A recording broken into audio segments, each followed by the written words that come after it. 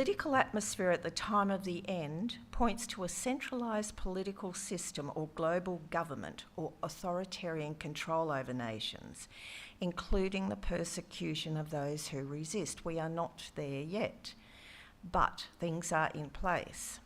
Now, I'm not saying this is supposition at the moment, but it is one angle to look at.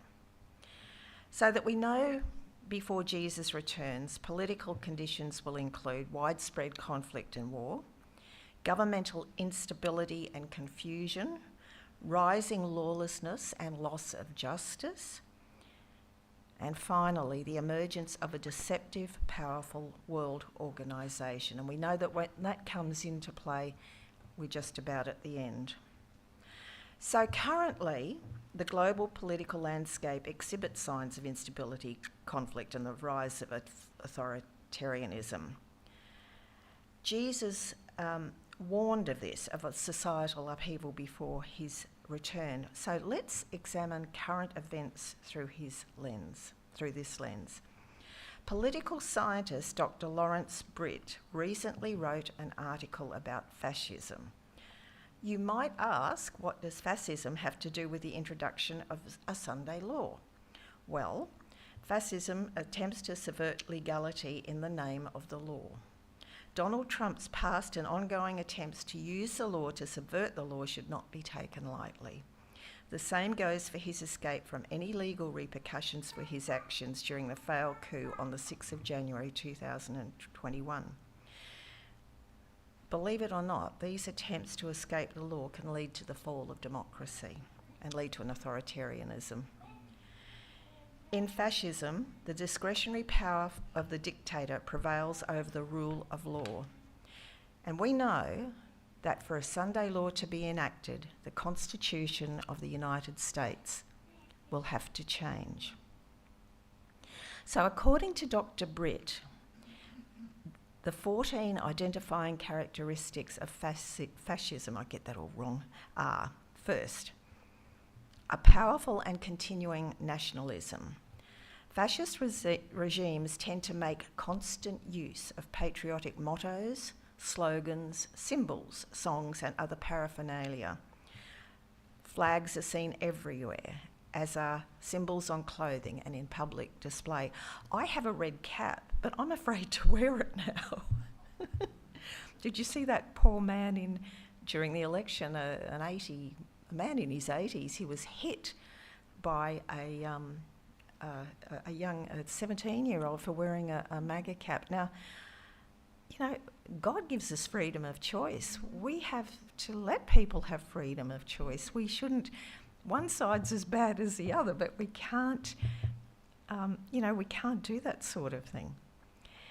The second is a disdain for recognition of human rights.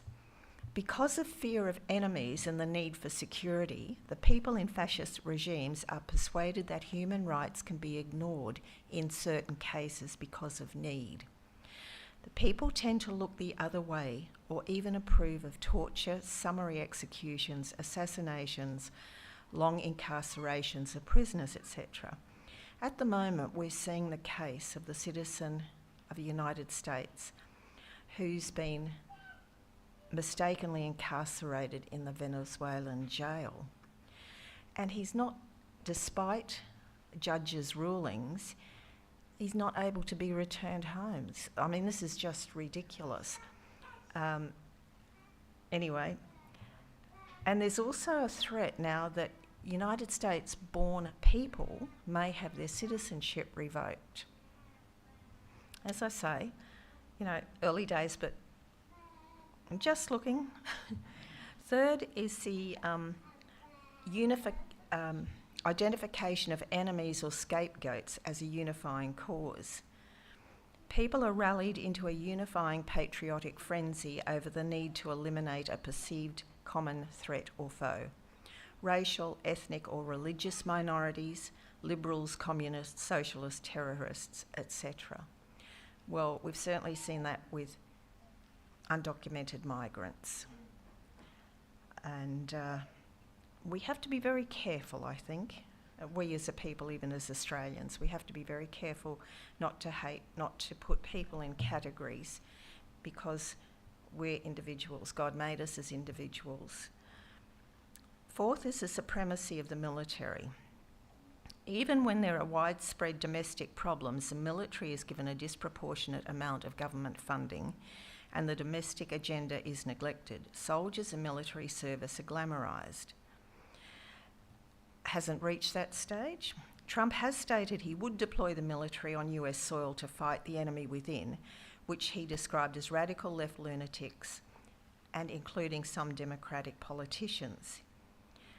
Let's not forget he also used paramilitary forces such as the Proud Boys and the Oath Keepers during the insurrection on the 6th of January 2021. Who would have ever thought we would see that in a democracy? We live in interesting times. Fifth, rampant sexism. The governments of fascist nations tend to be almost exclusively male-dominated. Under fascist regimes, traditional gender roles are made more rigid. I thought this was very interesting, and this has just come out in the last couple of days. President Trump is touting giving a medal to women who have 6 or more children. Very interesting. Sixth, controlled mass media. Sometimes the media is directly controlled by the government, but in other cases the media is indirectly controlled by government regulation or sympathetic media spokespeople and executives. Now, already a number of news outlets have been forbidden to take place in White House press conferences. And Trump is also saying that news agencies should be licensed. You can slowly see freedoms being eroded. Seventh, obsession with national security. Fear is used as a motivational tool by the government over the masses. 8, religion and government are intertwined. This is an interesting one, and I'm going to have a lot to say about this later on. Governments in fascist nations tend to use the most common religion in the nation as a tool to manipulate public opinions. Religious rhetoric and terminology is common from government leaders, even when the major tenets of the religion are diametrically opposed to the government's policies or actions, such as removing aid and letting children die. The richest billionaires in the world letting the poorest children die is not Christian. Next one, corporate power is protected. The industrial and business aristocracy of a fascist nation often are the ones who put the government leaders into power. Well, we saw Elon Musk giving $300 million to Trump's election campaign. It creates a mutually beneficial business-government relationship and power elite. The one that I found, Elon Musk has extraordinary power. He's not a government employee, but he has a huge amount of power. He sacks so many people. We've also seen the insider trading. I find this interesting because in Australia we have checks and balances, and if there was to be insider trading, you would have people charged. But when Trump said no, tariffs are on, next day he said tariffs are off, but people knew to buy. Those in the know knew how to buy. And I saw a bit of a clip where some of them were boasting, I made 9 billion, I made this much, Interesting one. Labour power is suppressed. Because the organising power of Labour is the only real threat to a fascist government, Labour unions are either eliminated entirely or are severely suppressed. Now, I know the Spirit of Prophecy talks about the Labour unions having a major role in end-time events. And I'm probably going to go against this, but I believe that people do have a right to have a decent wage. And before Labour unions came in, we saw how tough it was for people. People could be sacked. They had no security and could be paid whatever they like. I go back to the days in the 1800s in the Industrial Revolution, where you had 10-year-old kids dying in factories, little ones in coal mines. So, sorry, that's just the way I feel. Disdain for intellectuals and the arts. Fascist nations tend to promote and tolerate open hostility to higher education and academia. It is not uncommon for professors and other academics to be censored or even arrested. Free expression in the arts is openly attacked, and governments often refuse to fund the arts. Trump has already stated openly his hatred of intellectuals. He has withdrawn funding from Harvard University and is promising to do the same to others unless they have his agenda, unless they put his agenda in. Princeton has already capitulated. He has named himself chair of the Kennedy Center in Washington, D.C., which is a huge arts centre. He will be dictating programming, despite the fact that he has never attended a show there and has no previous experience at chairing an arts board or any arts leadership. The interesting thing is Kennedy is a non-profit board, and the previous chair put in $11 million of his own money. America has a different system to Australia. They have a lot of philanthropists, and the only time I think we've ever experienced in Australia was in Victoria with the Victorian Arts Centre. The then chair was a man by the name of Richard Pratt, and he was a multi-millionaire, and he used to put in $1 million every year of his own money. But in general, Australians don't do that. You don't find board members putting a lot of money into these organisations. But this centre survives on donations and sponsorships, and of course a lot of people are now withdrawing from that. Trump is unable to sit on non-profit boards in New York after admitting to the misuse of charitable funds by the now dissolved Donald J. Trump Fund. So he's able to sit in Washington, D.C., but he's not able to sit in New York. Obsession with crime and punishment. Under fascist regimes, the police are given almost limitless power to enforce hecklers. In a 2017 speech, he encouraged law enforcers to be rough on suspects. There is no regard for the law here. On April the 30th, 2020, less than a year prior to the January 6th attack and 2 weeks after Trump published social media posts urging his supporters to liberate the state of Michigan from COVID-19 policies, hundreds of Trump supporters, including militia members, gathered around the Michigan State Capitol to prevent a public health measure from coming into effect. About 100 protesters entered the Capitol, where they displayed nooses and carried Confederate flags, as well as signs that read, "Tyrants get the rope." It's like the insurrection on January the 6th. Hang Pence, the Vice President. During the incident, Trump endorsed the protesters and urged Governor Gretchen Whitmer to negotiate with them, tweeting that these are very good people, but they are angry. They want their lives back safely. See them, talk to them, make a deal with the protesters. The protesters successfully convinced Republican state senators to kill the measure. Second last one, rampant cronyism and corruption. Fascist regimes almost always are governed by groups of friends and associates who appoint each other to government positions and use governmental power and authority to protect their friends from accountability. It is not uncommon in fascist regimes for national resources and even treasures to be appropriated or even outright stolen by government leaders. I've never seen so many Fox News presenters in a government before. We even have one who is the ambassador to Israel. Very interesting. No diplomatic experience whatsoever, but good friends. Last one, 14. Fraudulent elections. Sometimes elections in fascist nations are a complete sham. Other times elections are manipulated by smear campaigns against or even assassination of opposition candidates, use of legislation to control voting numbers or political district boundaries, and manipulation of the media. Fascist nations also typically use their judiciaries to manipulate or control elections. Trump's comments comparing his political enemies to vermin who will be rooted out have been compared by several historians to fascist rhetoric made by Adolf Hitler and Benito Mussolini.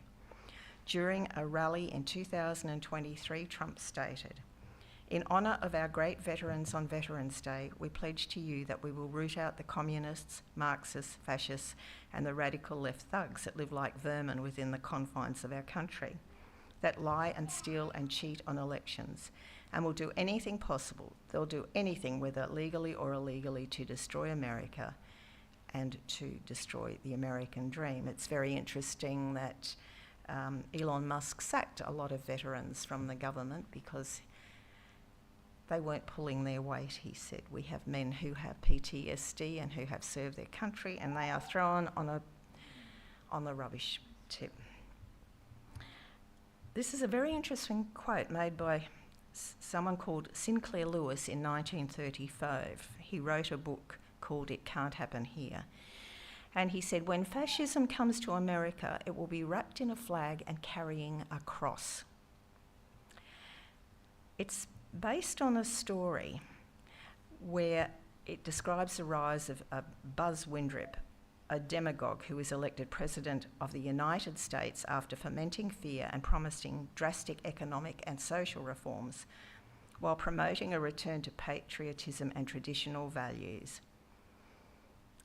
After his election, Windrip takes complete control of the government and imposes totalitarian rule with the help of a ruthless paramilitary force, shades of January the 6th.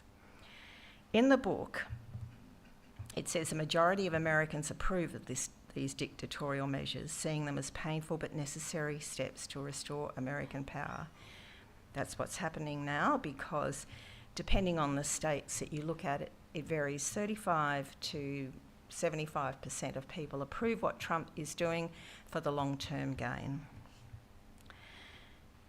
So why am I bringing this up in relation to end-time events? Because we know there will be a form of governmental control, and soft fascism is a political system that aims to stamp out dissent and seize control of every major aspect of a country's political and social life without needing to resort to hard measures like banning elections. Seventh-day Adventists have always been very interested, and indeed we have fought for religious liberty and other liberties. The Three Angels message brought religious liberty to the core of Adventist theology.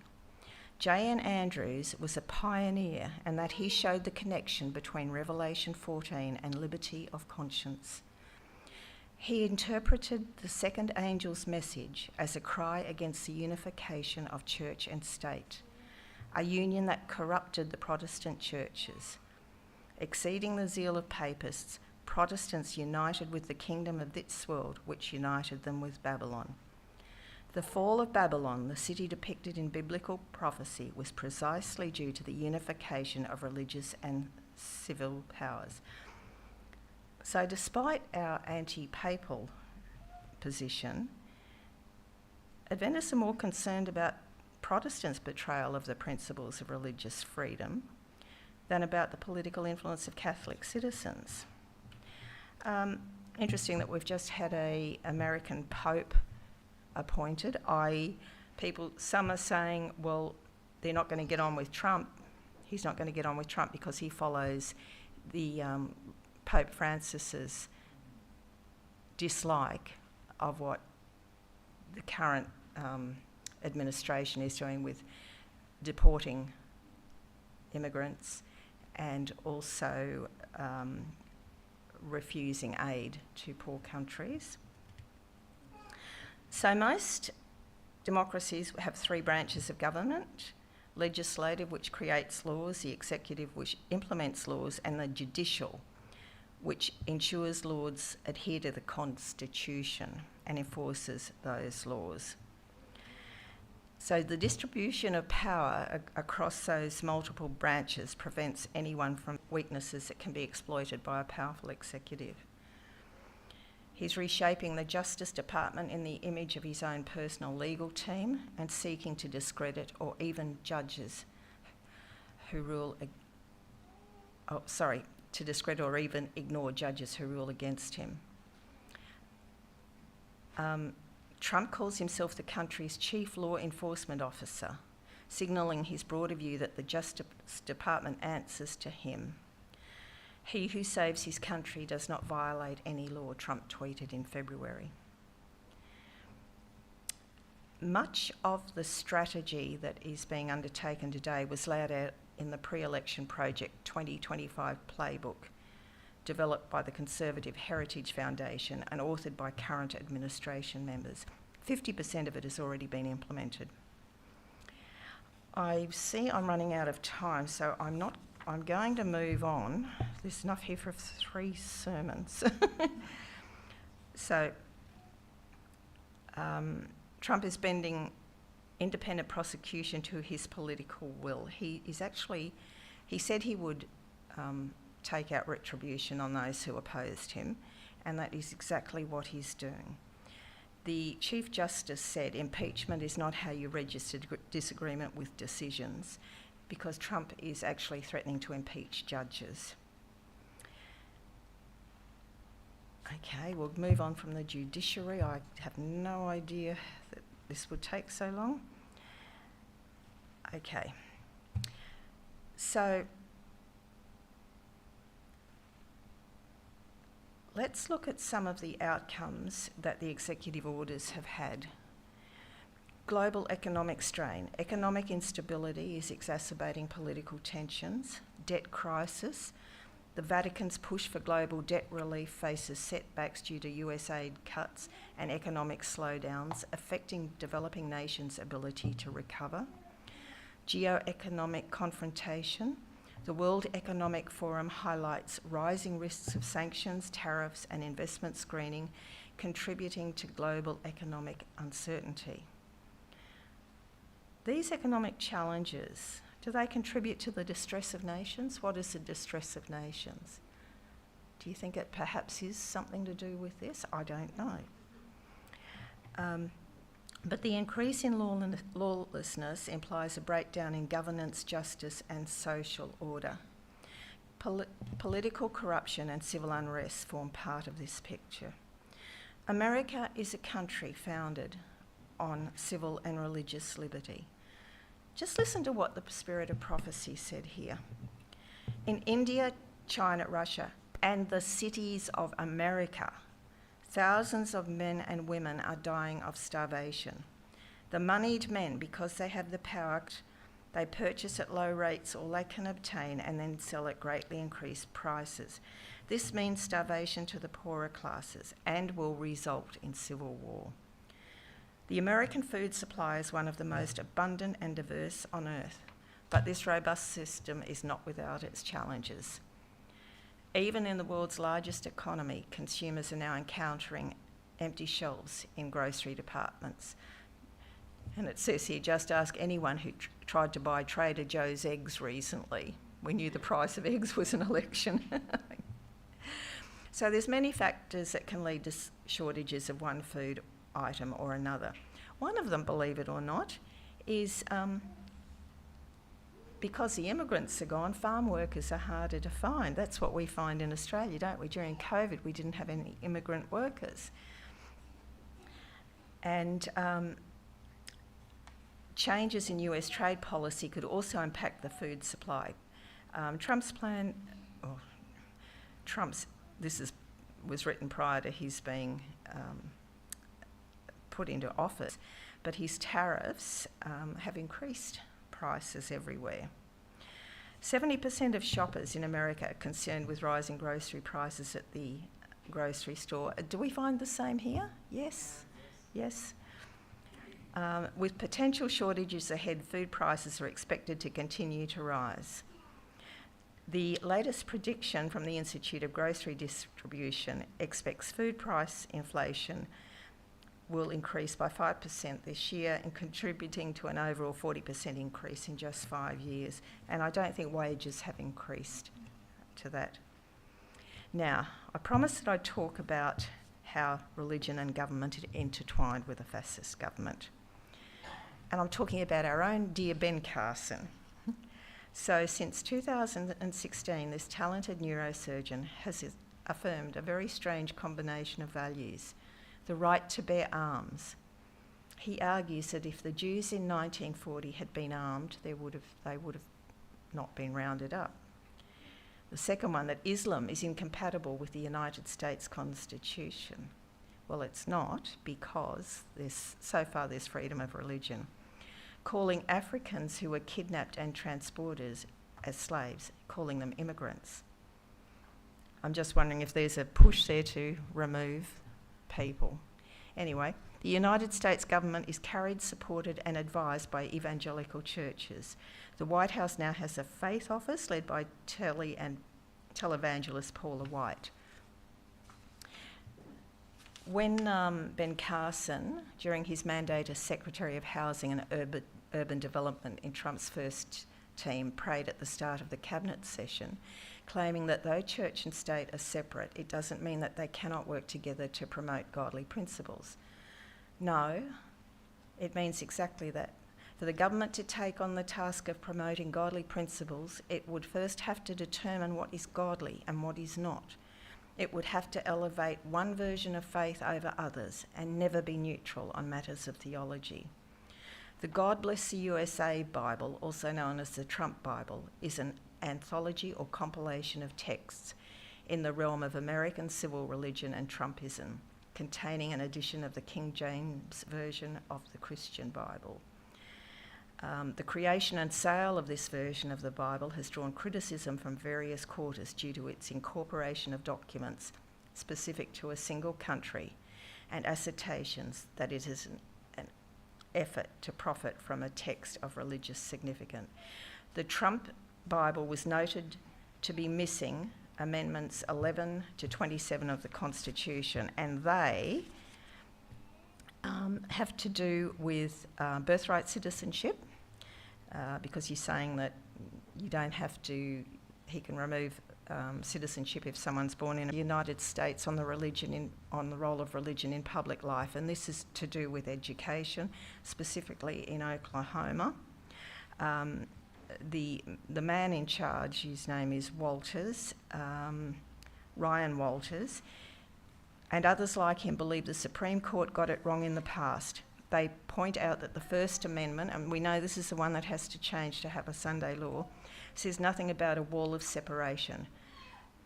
Well, so, as for the Supreme Court, it now has a 6-3 Conservative majority that strongly favours religious rights, and in a series of recent decisions has strengthened the Free Exercise Clause, sometimes at the expense of the Establishment Clause. That just means that the Establishment Clause is where everyone has equal rights. So, but I love this one. Pastor Paula White Kane, who is now the long-time spiritual advisor and is charge of the Faith Office, recently put a big ad on telly, and it said, it offered if you send $1,000, you would get a blessing. You would get a blessing and you will be cured of illness. And it was, have a look at it if you get a chance. It is absolutely ridiculous. For $250, there were different prices, but for the $1,000, that was a real one. That's where you get rid of every illness and everything. So you got a government job and a hard sell for big money. It's not bad. So let's not forget that the Protestant Reformation, which began in the early 16th century, was driven by a combination of religious, political and social factors. Many people, including Martin Luther, criticised the Roman Catholic Church for practices like the sale of indulgences, payments for forgiveness of sins. So, you know, we're seeing something fairly similar. It's not widespread, but it's fairly similar. Luther, on March 27th, Lutheran bishops take a stand. They're saying to Trump, who gets to decide what is Christian? What does religious liberty look like today? And they're so concerned about an executive order signed by President Trump on February the 6th that established a task force to eradicate anti-Christian bias. The task force has a duty to identify any unlawful anti-Christian policies, practices or conduct by agency. While some might think that all Christians would support this, it's not the case. We believe this executive order is a threat to the religious pluralism enshrined in the Constitution and does not actually protect Christians. Instead, this order aligns the federal government with Christian nationalism, a dangerous conflation of fundamental Christianity conservative politics, and fierce patriotism that distorts what it means to be an American citizen and an engaged Christian in society. Excuse me.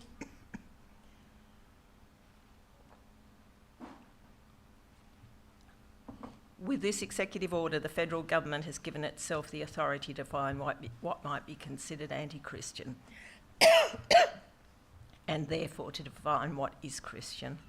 So I'm going to have to finish up shortly, but in going to Project 2025, and I said 50% of that has been implemented already. In his chapter on the US Department of Labor, Jonathan Berry frames his proposals as part of divine history. The Judeo-Christian tradition, stretching back to Genesis, has always recognised fruitful work as integral to human dignity, as service to God, neighbour and family, he writes. And this is what the project says. Sabbath rest. God ordained us the Sabbath as a day of rest, and until very recently, the Judeo-Christian tradition sought to honour that mandate by moral and legal regulation of work on that day. Moreover, a shared day off makes it possible for families and communities to enjoy time off together rather than atomised individuals, and provides a healthier cadence of life for everyone. Unfortunately, that communal day of rest has eroded under the pressures of consumerism and secularism, especially for low-income workers. Congress should encourage communal rest by amending the Fair Labour Standards Act to require that workers be paid time and a half for hours worked on the Sabbath. That day would default to Sunday. So Project 2025 envisions an executive branch that recognises no line of institutional separation between church and state, let alone a wall. At the same time, federal agencies under this plan see virtually no limit to religious exercise. So we know that America will become a persecutor. Are we starting to see this happen at the moment? I don't know when Jesus will return. We don't date set. I know that it is close though.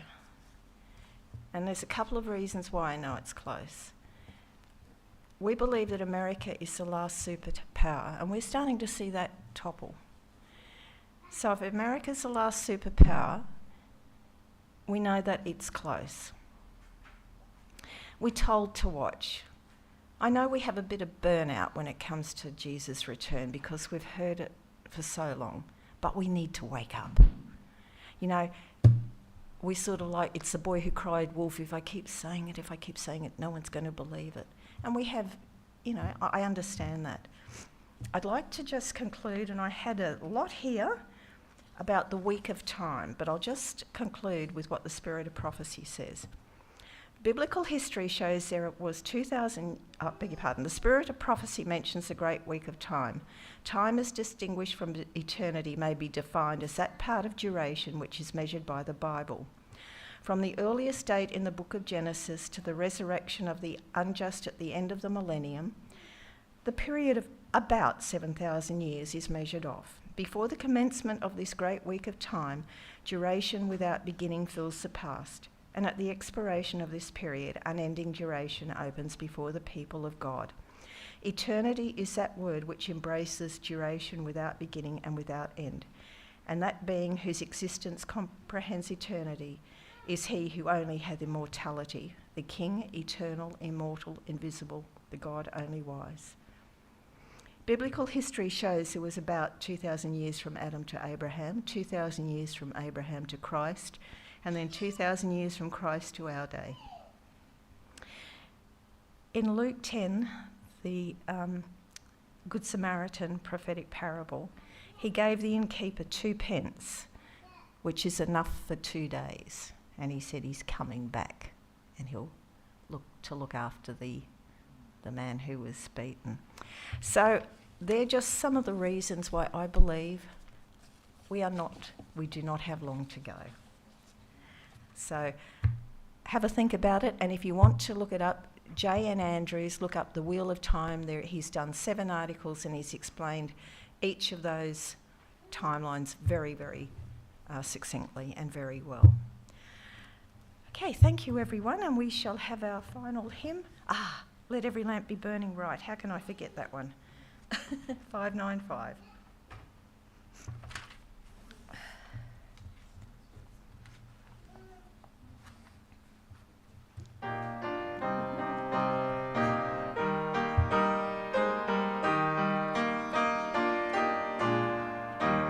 Burning bright, the darkest star is nearing, the darkest star of a sun night before the Lord's appearing. Then trim your lamps, my brethren dear, then trim your lamps with godly fear. The Master's coming draweth near. Let every lamp be burning. Though thousands calmly slumber on, the last great message burning will rest our living faith upon His promise of returning. Then trim your lamps, my brethren dear, then trim your lamps with godly fear. The Master's coming draweth near. Let every lamp be burning. His word our lamp, His truth our guide. We cannot be mistaken. Though dangers rise on every side, we shall not be forsaken. Then trim your lamps, my brethren dear, then trim your lamps with godly fear. The Master's coming draweth near. Let every lamp be burning. Then let good works with faith appear to help the world around us. Obedience brings a blessing near when faith has firmly found us. Trim your lamps, my brethren dear, then trim your lamps with godly fear. The Master's coming draweth near. Let every lamp be burning. Heavenly Father, please be with us all as we travel to our homes. Please be with us through the week. May your Holy Spirit dwell within us, Lord. Help us to show love to those around us. We know that time is drawing very, very fast towards the end. Help us to tell people, Lord, because we don't want any of our friends and loved ones to be lost. And thank you so much for Jesus in his precious name. Amen.